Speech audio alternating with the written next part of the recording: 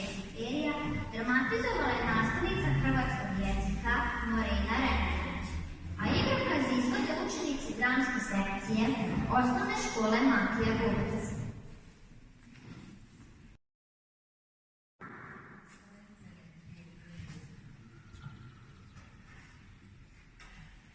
Dobar dan. Ne znam, sjećate li me se? Mali princ. Asteroid 2612.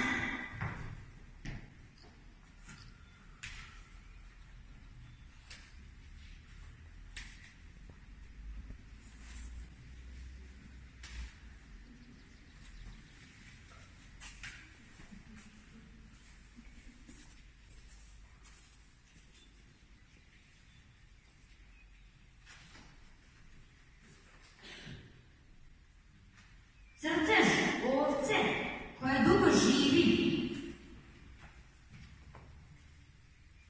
Pa da, taj sam. Nego malo sam zaprepašten. Na putu ovamo prošao sam kroz vrh punih rascvjetalih ruža. Dobro sam ih pogledao. Sve su nalikovale moje ruži. Nesretan sam zato što je mene moja ruža uvjeravala da je jedinstvena na čitavom svijetu. Osjećam se prevareno. Bio sam siguran da imam jedinstvenu ružu. Stvar imam najobičniju ružu. Dobar dan. Dobar dan. Tko si ti? Ja sam lisica. Drago mi je. Ja sam mali princ. Dođe da se igramo, lisice. Ne mogu se igrati s tobom. Nisam pripitomljena. Oh, oprosti. A što to znači pripitomiti? Ti nisi odavde. Što tražiš? Tražim ljude. Moram pronaći prijatelja. Što to znači pripitomiti? To je već nešto odavno zaboravljeno, a znači uspostaviti veze. Uspostaviti veze? Tako je. Ti si za mene samo običan dječak, sličan 100.000 drugih dječaka i nisi mi potreban, a ni ja tebi nisam potreban. Ja sam za tebe samo lisica na 100.000 drugih lisica. Ali ako me pripitomiš, bit ćemo doista potrebni jedno drugome. Ti ćeš za mene biti jedini na svijetu, a ja ću za tebe biti jedina na svijetu. Počne razumijevati, nego postoji jedna ruža. Mislim da me ona pripitomila. Moguće jer se to dogodi kad rano ne očekuješ. Opasuje tvoj život sunce. Molim te, pripitomi me. Vrlo rado, ali ja nemam mnogo vremena. Moram upoznati prijatelju, upoznati još koješta. Čovjek poznaje samo one stvari koje pripitomi. Ljudi više nemaju dovoljno vremena da upoznavaju bilo šta. Oni kupuju već gotove stvari kod trgovaca, ali kako ne postoje trgovci prijateljima, ljudi više nemaju prijatelja.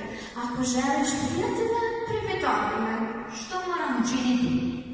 Moraš biti vrlo strpljiv, obilaziti me, posvijetiti mi vrijeme. Poslušao sam lisicu i posle nekog vremena postali smo prijatelji, ali došlo je vreme rastanka. Plače mi se. Zašto sada plačeš? Htjela si da te pripitam? Nisam ti htio nikako zlo. Naravno, shvaćam, ali tužna sam jer odlaziš. Prije nego što odeš, moram ti otkriti jednu tajnu. Tajnu? Vrlo je jednostavno.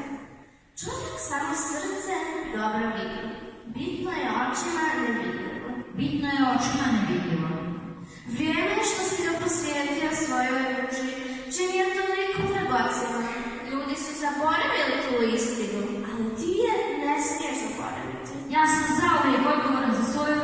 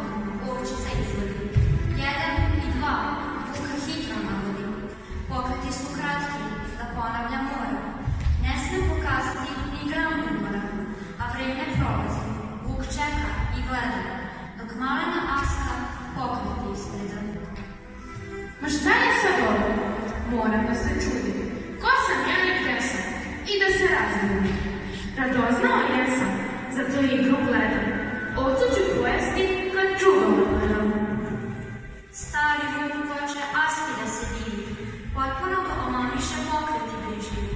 Svu je snagu uložio požara u igru spasenja. Ne slutit će šta sve u meni tanka noga njena. Čim primeti, on se budi i prisjeća koje. Koren ono brza, požure oboje.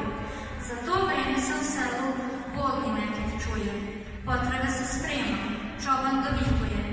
I tako su putem uskim krenuli u šumu i vidjeli to što im nije palo na um. Šta moje oči vide? Jer ja sanjam, stvarnost i mašta mešaju se surovo. Ovca igra, vuk je prati, prizor mi je čudan. Uzmi pušku, zapucaj da znam da sam budan.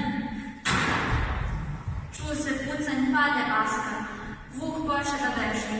Do tuče ga čopanin sad više ne riži. Pa su tako njih dvojica s ovčicom i vukom krenuli put sela sa jasnim zviždikom. A u selu graje glasna pobjeda se slavi, dok Askina rasijanost došla joj je glavi.